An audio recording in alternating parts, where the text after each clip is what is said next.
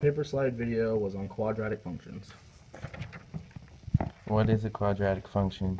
A quadratic function is one of the form f of x equals ax squared plus bx plus c, where a, b, and c are numbers with a not equal to 0.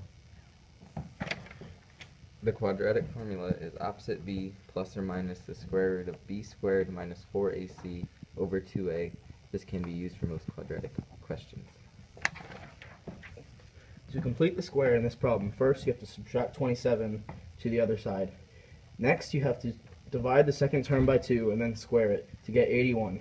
You have to do the same thing on both sides, so you have to add 81 to negative 33. P squared minus 18p plus 81 equals 48. Then you have to factor the left side, which gives you p minus 9 squared. And then you take the square root, which is p minus 9 equals the square root of 48. You then simplify the square root of 48 to be this 4 square root of 3, equaling p equals 9 plus or minus 4 square root of 3.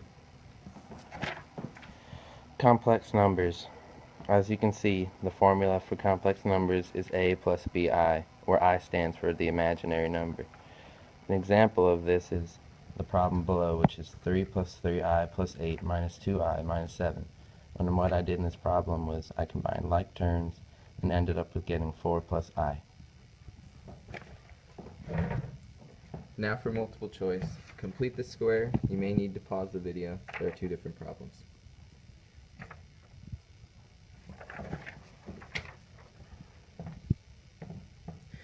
Complex numbers. You may need to pause the video. There are two questions.